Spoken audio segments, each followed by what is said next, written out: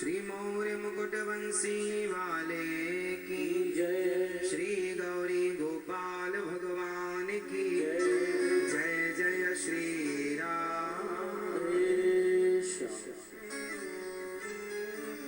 परम मंगलमय परत्पर अखिलेश्वर अखिल ब्रह्मांड नायक परत्पर परब्रह्म भगवान श्री कृष्ण की वांगमयी प्रतिमूर्ति श्रीमद्भागवत महापुराण। दूर दूर से आई हमारी माताएं बहनें श्रोतागण भक्तगण, टीवी और यूट्यूब पर कथा का रसपान कर रहे सभी भक्तजनों को जय श्रीमन नारायण, जय श्री कृष्णा, राधे राधे। स्वागत है आप सभी भक्तों का आज की मंगलमयी अमृतमयी कथा में। भगवान की बड़ी कृपा है कि हम सब इस पुरुषोत्तम माह में सत्संग के साथ अपने इस माह को व्यतीत कर रहे हैं। ये जो माह है, इस पुरुषोत्तम माह में आप लोग पुण्य करते हुए अपने समय को व्यतीत कर रहे हैं। आप अपने द्वारा कितने लोगों को सत्संग से जोड़ रहे हैं।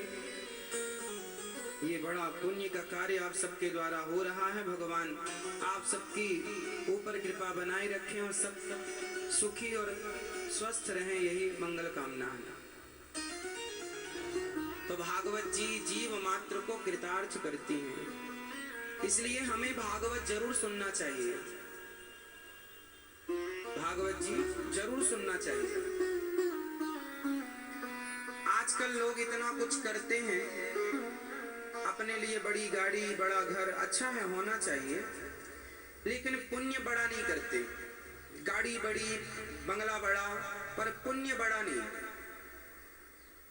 पुण्य करने में आदमी के हाथ कांपते हैं।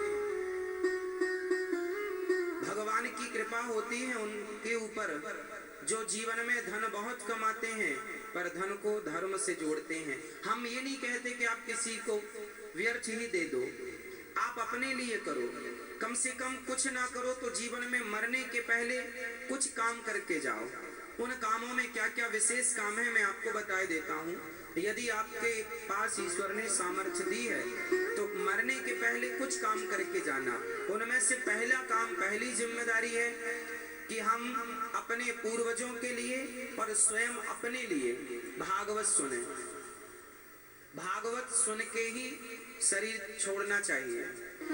तो जब भागवत धुंधकारी ने नहीं सुनी जीते जी, तो उनके नाम से मरने के बाद हुई, तो धुंधकारी प्रेत योनि से मुक्त हो गया। और जो ऑलरेडी मुक्त हो जाते हैं, अब कोई कहे कि भाई कोई पुण्यात्मा है उससे तो भागवत की जरूरत नहीं, मुक्त हो गया, तो भले उसे जरूरत नहीं है, फिर भी यदि हम उसके लिए भागवत जी का अनुष्ठान कराएंगे तो वो मुक्त है, तो भागवत जी से उसे भक्ति और भगवत प्रेम प्राप्त हो जाएगा। मुक्त को भी तो भगवत प्रेम चाहिए ना। तो भागवत जी सब कुछ धर्म अर्थ काम मोक्ष 4 पुरुषार्थ प्रदान करती हैं। तो पहला काम सबको चाहिए कि आप जीते जी अपने माँ बाप को भागवत सुनवाएं, स्वयं भागवत सुने, बच्चों के लिए संस्कार देख के जाएं, देख के भैया तुम भागवत से जुड़े रहना, सत्संग से जुड़े रहना, भगवान से जुड़े रहना। तो भागवत जरूर सुनना चाहिए। परीक्षित जी ने अपने जीवन के आखिरी 7 दिनों में भागवत सुनी। जीवन के अंतिम 7 दिनों में उन्होंने भागवत सुनी। बड़े बड़े ज्ञानी महापुरुष भागवत सुनते हैं, इसलिए हम पोथी पाठ का आयोजन कराते हैं कि आप भागवत जी का पोथी पाठ अपनी ओर से करा लेंगे तो वही पुण्य आपको प्राप्त होगा और आपकी 20 पीढ़ी तर जाएंगी भागवत जी से। पूरे 18,000 श्लोकों का ये पाठ आपके संकल्प से, आपके माँ बाप के नाम से पोथी पाठ, अपने नाम से। दूसरा काम, मरने के पहले गौदान। मरने के पहले क्या करना चाहिए? क्योंकि गाय की पूंछ पकड़ के ही वैतरणी नाम का नरक पार होता है, इसलिए गौदान जीते जी करो। मरने के बाद बेटा करे तो अच्छा है, ना करे तो भी ठीक है। आजकल के बेटे इतने एडवांस हैं कि वो तो कहते हम इन चीजों पर बिलीव ही नहीं करते। इसलिए अपने जीते जी गौदान, गौ सेवा।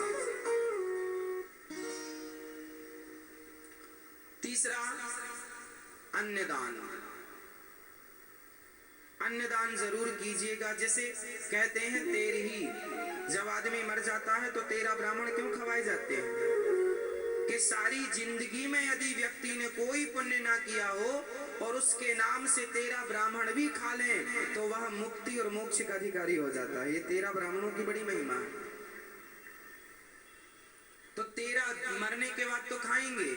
हम कहते हैं जीते जी भी खवाओ, कन्या भोज करो, दीन दुखी जरूरतमंदों को अन्नदान करते रहो।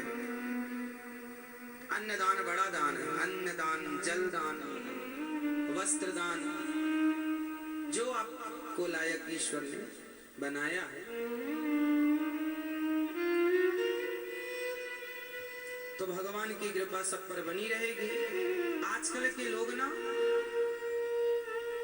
देना भूल गए, तो फिर भगवान भी बोलते हैं तुम देते नहीं तो हम तुम्हें क्यों दें? ये बताओ सरकार को कितने % टैक्स देते हैं आप लोग? 30%। 100 रुपए कमाए हो तो 30 रुपए आपको इनकम टैक्स देना पड़ेगा, सरकार को देना पड़ेगा, नहीं तो आप चोर कहलाएंगे।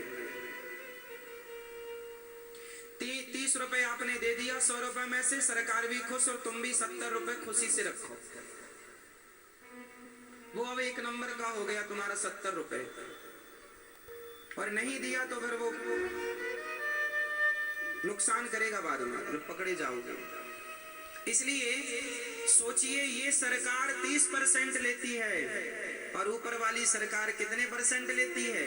वो कहती है कि भाई कमाई का केवल 2, 5, 10% अपने हाथ से दान पुण्य में लगाते रहो, हम खुश रहेंगे। अपनी कमाई का 5% धर्म में लगाना चाहिए, पुण्य करना चाहिए। 100 रुपए कमाओ तो 5 रुपए जरूरतमंदों को दो। सर्दी आई तो फुटपाथ पर देखो लोग कंबल के लिए